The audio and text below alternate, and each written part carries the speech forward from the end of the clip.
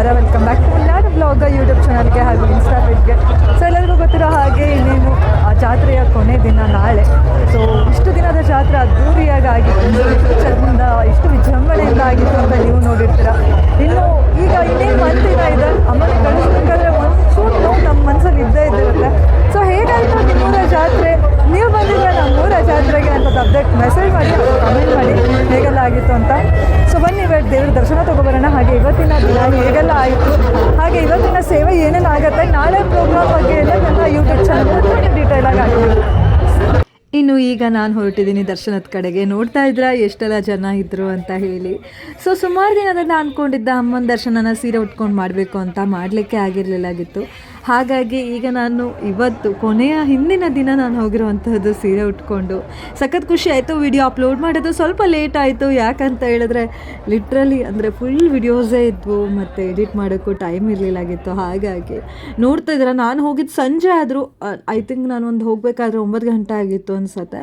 But 9 ಗಂಟೆಗೂ ಈ ಥರ ಜನ ಇದ್ದರು. ನಾನು ಲೈನಲ್ಲಿ ನಿಂತ್ಕೊಂಡೆ. ಸೊ ಲೈನಲ್ಲಿ ನೋಡ್ತಾ ಇದ್ರೆ ಎಷ್ಟೆಲ್ಲ ಜನ ಬಂದಿದ್ದಾರೆ. ಇನ್ನು ನೋಡ್ತಾ ಸುಮಾರು ಮುಂದೆ ಹೋದೆ. ಸೇವೆ ಚೀಟಿ ಎಲ್ಲ ಇಲ್ಲೇ ಕೊಡ್ತಾಯಿದ್ರು. ಆಲ್ರೆಡಿ ನಾವು ಅಪ್ಪ ಹಣ್ಕಾಯಿ ಮಾಡಿಸ್ಕೊ ಬಂದಿದ್ದಕ್ಕೆ ನಾನು ಹಾಗೆ ಹೊರಟಿದ್ದೆ. ನೋಡ್ತಾ ಇದ್ರೆ ಸಿಕ್ಕಾಪಟ್ಟೆ ಜನ ಇದ್ದರು. ಸಖತ್ ಖುಷಿನೇ ಆಗ್ತಾಯಿತ್ತು, ಯಾಕಂತ ಹೇಳಿದ್ರೆ ಅಮ್ಮನ ನೋಡೋದೇ ಒಂಥರ ಕಾತುರತ್ತೆ.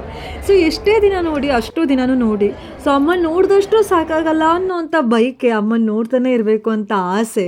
ಸೊ ನಿಮಗೂ ಹೀಗೆ ಆಗಿತ್ತಾ? ಹಾಗಾದರೆ ತಪ್ಪದೆ ಕಮೆಂಟ್ ಮಾಡಿ ಹೇಗೆ ಅನ್ನಿಸ್ತು ಅಂತ. ಹಾಗೆ ಎಷ್ಟು ದಿನ ಜಾತ್ರೆ ಮಾಡಿದ್ರಿ ಅಂತ ಕೂಡ ಕಮೆಂಟ್ ಮಾಡಿ.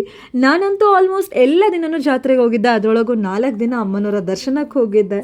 ಬಟ್ ಹೋಗ್ತಾ ಎಲ್ಲ ದಿನವೂ ಸಿಕ್ಕಾಪಟ್ಟೆ ಜನ ಇದ್ದರು. ಹಾಗಾಗಿ ಒಂದು ಸೆಕೆಂಡ್ ಸಹ ಹೆಚ್ಚು ನೋಡೋಕೆ ಆಗ್ತಾ ಇರಲಿಲ್ಲ ಅಮ್ಮನ್ನ.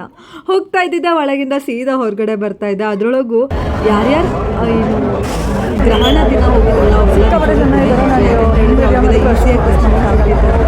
ಬಟ್ ನಾನು ಗ್ರಹಣದ ರಾತ್ರಿ ಹೋಗಿದ್ದೆ, ಸಿಕ್ಕಾಪಟ್ಟೆ ಜನ ಇದ್ದರು. ನಿಮಗೂ ಹೀಗೆ ಅನಿಸಿದ್ಯಾ? ಹಾಗೆ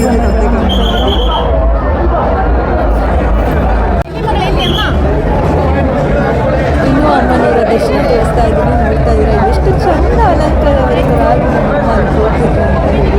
ಸಿಕ್ಕಾಪಟ್ಟೆ ಜನ ಇದ್ರು, ಅಷ್ಟು ಜನ ಇದ್ರು. ನಾನು ನಿಂತಿದ್ದೀನಿ, ಸೀದಾ ಹೋಗ್ತಿದ್ರು ಹೊರಗಡೆ. ಅಲ್ಲಿ ನನಗೆ ಹಿಡ್ಕೊಂಡು ಹೋಗ್ತಾ ಇದ್ರು. ಬಟ್ ನನಗೆ ಅಲ್ಲಿ ನನ್ನ ಮೊಬೈಲಲ್ಲಿ ಅಮ್ಮನನ್ನ ಕ್ಯಾಪ್ಚರ್ ಮಾಡಬೇಕು. ಸೊ ಅಮ್ಮನನ್ನ ತೋರಿಸಿ ನಿಮಗೆಲ್ಲ ತೋರಿಸ್ಬೇಕು ಅನ್ನೋದು ಒಂದು ಆಸೆ ಆಗಿತ್ತು. ಹಾಗಾಗಿ ಎಲ್ಲರಿಗೂ ಒಳ್ಳೆಯದಾಗಿ ಅಂತ ಕೇಳ್ತೀನಿ. ಜಾತ್ರೆ ಹೇಗಾಯಿತು ನನಗೆ ಗೊತ್ತಾಗಲಿಲ್ಲ, ಅಷ್ಟು ಚೆನ್ನಾಗಾಯಿತು, ಅಷ್ಟು ಬೇಗ ನಡೆಯಿತು. ಸಿಕ್ಕಾಪಟ್ಟೆ ಖುಷಿ ಪಡಿದ್ವಿ, ಸಿಕ್ಕಾಪಟ್ಟೆ ಖುಷಿ ಆಯಿತು. ಇಷ್ಟೆಲ್ಲ ಜನ ನನ್ನ ಹೇಳಿದ್ರು, ಸಿಕ್ಕಾಪಟ್ಟೆ ಯಾವಾಗಲೂ ಧನ್ಯಳು. ಹೋದ ವರ್ಷ ಈ ವರ್ಷಕ್ಕೆ ತುಂಬ ಡಿಫ್ರೆನ್ಸ್ ಇತ್ತು. ಸಿಕ್ಕಾಪಟ್ಟೆ ಕಂಡಿದ್ದು ಇದೆಲ್ಲ ಆಶೀರ್ವಾದ ಕೂಡ ನಮ್ಮ ಅಮ್ಮಂದು. ಇನ್ನು ನೆಕ್ಸ್ಟ್ ವರ್ಷಕ್ಕೆ ಕಾಯ್ತಾ ಇದ್ದೀನಿ ಎಲ್ಲದೂ ಒಳ್ಳೆಯದಾಗಲಿ ಅಂತ ಹೇಳಿ. ಹಾಗೆ ಅಮ್ಮನು ಎಲ್ಲರಿಗೂ ಚೆನ್ನಾಗಿಟ್ಟೇ ಇರಲಿ ಅಂತ ನಾನು ಕೇಳ್ತಾ ಇದ್ದೀನಿ. ಇನ್ನು ಇಲ್ಲಿ ಸವಾಲು ಸ್ಟಾರ್ಟ್ ಆಗಿತ್ತು. ಲೇಟ್ ಆಗ್ತಿದ್ದಂಗೆ 10 ಗಂಟೆಯಿಂದ ಸವಾಲು ಕೂಡ ಸ್ಟಾರ್ಟ್ ಆಗ್ತಾ ಇತ್ತು. ಹಾಗಾಗಿ ನಾನು ದರ್ಶನ ಮುಗಿಸ್ಕೊಳ್ಳೋ ಅಷ್ಟರೊಳಗೆ ಆಲ್ರೆಡಿ 1 ಅವರ್ ಆಗಿಬಿಟ್ಟಿತ್ತು. ದರ್ಶನ ಮುಗಿಸ್ಕೊಂಡು ಮತ್ತೆ ನಾನು ಮನೆ ಕಡೆ ಹೊರಟಿದ್ದೀನಿ. ನೋಡ್ತಾ ಇದ್ದೀರಾ ಈಗ ಹೇಗಿದೆ. ಫೈನಲಿ ದರ್ಶನ ನೋಡ್ತಾ ಇದ್ದೀರಾ. ಅಮ್ಮ ಎಷ್ಟು ಚೆನ್ನಾಗಿದೆ, ತುಂಬ ಮುಖ ಆಗಿತ್ತು. ಸೊ ಅದಕ್ಕೆ ಜಾಸ್ತಿ ವಿಡಿಯೋ ಎಲ್ಲ ಮಾಡೋಕ್ಕಾಗಿಲ್ಲ. ಬನ್ನಿ ಪೇಟೆಗೆ ಹೋಗ್ತಾರೆ, ಇನ್ನು ಅದರಿಗೂ ಕೂಡ ಹಾಗೆ ಮೈಸೂರು ಜಾತ್ರೆ ಅಂತ ಕೂಡಲೇ ಬಳೆ ಇಟ್ಕೊಂಡೇ ಬೇಕಲ್ವ. ಹಾಗಾಗಿ ಇನ್ನು ನಾನು ಹೊರಟಿರುವಂತಹ ಟೈಮೇ ಮಹಾಮಂಗಳಾರತಿ ಸ್ಟಾರ್ಟ್ ಆಗಿತ್ತು. ಮಹಾಮಂಗಳಾರತಿಗೆ ಅಷ್ಟಾಗಿ ಯಾರನ್ನೂ ಒಳಗಡೆ ಬಿಡ್ತಾ ಇರಲಿಲ್ಲ. ಹಾಗಾಗಿ ಸಿಕ್ಕಾಪಟ್ಟೆ ಜನ ಹೊರಗಡೆ ನಿಂತ್ಕೊಂಡು ಕಾಯ್ತಾ ಇದ್ರು ಅಮ್ಮನ ನೋಡೋಕ್ಕೋಸ್ಕರನೇ. ನಾನು ಕೂಡ ಇನ್ನೇನು ದೇವ್ರ ದರ್ಶನ ತೊಗೊಂಡಾಯಿತು. ಹಾಗಾಗಿ ಜಾತ್ರೆ ಅಂದ್ರೂ ಕೂಡಲೇ ಬಳೆ ಇಡ್ಸ್ಕೊಳ್ಳೇಬೇಕಲ್ವ. ನಾನು ಮತ್ತು ಎಲ್ಲ ಜಾತ್ರೆಲ್ಲೂ ಮೋಸ್ಟ್ ಬಳೆ ಇಡ್ಸ್ಕೊಂಡಿದ್ದೀನಿ. ನಾನು ಹೋಗಿರೋಂತಹ ಮೋಸ್ಟ್ ಜಾತ್ರೆಗೆ ನನಗೆ ಬಳೆ ಇಡ್ಸ್ಕೊಂಡಿದ್ದೆ. ಸೊ ಫೈನಲಿ ಬಳೆ ಕೂಡ ಇಡ್ಸ್ಕೊಂಡು ನಾನು ಕೂಡ ಮನೆ ಕಡೆ ಹೊರಡೋಣ ಅಂತ ರೆಡಿ ಆಗ್ತಾಯಿದ್ದೆ. ಯಾಕಂತ ಹೇಳಿದ್ರೆ ಮನೆಗೆ ಹೋಗಿ ಮತ್ತೆ ಡ್ರೆಸ್ ಚೇಂಜ್ ಮಾಡ್ಕೊಂಬರ್ಬೇಕಿತ್ತು. ಹಾಗಾಗಿ ಮತ್ತೆ ಸಿಗೋಣ ನೆಕ್ಸ್ಟ್ ವಿಡಿಯೋದಲ್ಲಿ ಅಂತ ಹೇಳ್ತಾ ಮತ್ತೊಂದು ವಿಡಿಯೋದಲ್ಲಿ ಮತ್ತೆ ಸಿಗ್ತೀನಿ. ಅಲ್ಲಿ ತನಕ ಟಾಟಾ ಬಾಯ್, ಟೇಕ್ ಕೇರ್. ಹಾಗೆ ಮಾರಮ್ಮ ಎಲ್ಲರನ್ನು ಚೆನ್ನಾಗಿಟ್ಟಿರಲಿ. ನಿಮ್ಮೂರ ಜಾತ್ರೆ ಹೇಗಾಯಿತು, ನೀವು ಯಾವ ಊರಿಂದ ನೋಡ್ತಾ ಇದ್ದೀರಾ ನಮ್ಮೂರ ಜಾತ್ರೆ ವಿಡಿಯೋನ ಅಂತ ಹೇಳಿ ತಪ್ಪದೆ ಕಮೆಂಟ್ ಹಾಕಿ. ಜೊತೆಗೆ ನಿಮ್ಮ ಒಂದು ಸಪೋರ್ಟ್ನ ಒಂದು ಚಾನಲ್ ಮೇಲೆ ಯಾವಾಗಲೂ ಇರಲಿ ಅಂತ ಹೇಳ್ತಾ ಕೀಪ್ ಆನ್ ಸಪೋರ್ಟಿಂಗ್. ಇನ್ನು ನೆಕ್ಸ್ಟ್ ವರ್ಷನ್ ಹೇಗೆ ಕಾಣಿಸ್ತಾ ಇದೆ ಅಂತ ನೀವೇ ನೋಡಿ. ಅಮ್ಮನ ಮನೆಗೆ ಹೋಗಿ ರೆಡಿಯಾಗಿ ಮತ್ತೆ ಜೀನ್ಸ್ ವೇರ್ ಮಾಡ್ಕೊಂಡು ನಾನೀಗ ಮತ್ತೆ ಜಾತ್ರೆ ಪೇಟೆಗೆ ಹೊರಟಿರುವಂಥದ್ದು. ಸೀದಾ ಫಸ್ಟ್ ಹಾಫ್ ನಾವು ಅಪ್ಪನ ಗಾಡಿ ಹತ್ರ ಇರ್ತಿದ್ದೆ. ಸೊ ಅಪ್ಪನ ಗಾಡಿ ಹತ್ರ ಹೊರಟಿದ್ದೀನಿ. ಸೊ ನೆಕ್ಸ್ಟ್ ವಿಡಿಯೋದಲ್ಲಿ ನೆಕ್ಸ್ಟ್ ಅಪ್ಕಮಿಂಗ್ ಏನೇನಾಯಿತು ಅಂತೆಲ್ಲ ಪ್ರತಿಯೊಂದು ವಿಡಿಯೋದಲ್ಲಿ ತೋರಿಸ್ತೀನಿ. ಸೊ ಈಗ ಅಪ್ಪನ ಗಾಡಿಗೆ ಬರಬೇಕಾಯಿತು. ಸೊ ಅಪ್ಪನ ಗಾಡಿಯಲ್ಲಿ ಒಂದಿಷ್ಟು ಫಾಲೋವರ್ಸ್ ಸಿಕ್ಕಿದ್ರು, ಅವರಿಗೂ ಕೂಡ ಗಿಫ್ಟ್ ಕೊಟ್ಟಿದ್ದೆ.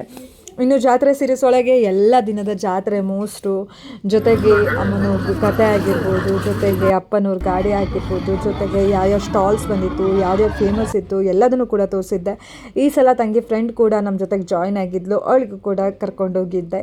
ಸೊ ನೋಡ್ತಾ ಇದ್ರೆ ಇಷ್ಟೆಲ್ಲ ಆಯಿತು ನನ್ನ ಈ ದಿನಚರಿ ಅಂತ ಹೇಳ್ತಾ ಇನ್ನು ಜಾತ್ರೆ ಪೇಟೆ ಒಳಗಡೆ ಬಂದ್ವಿ. ಸೊ ಅಪ್ಪನ ಗಾಡೀಲಿ ಸುಮಾರು ಹೊತ್ತಿದ್ದು ಜಾತ್ರೆ ಪೇಟೆ ಒಳಗಡೆ ಬಂದಿದ್ದೆ.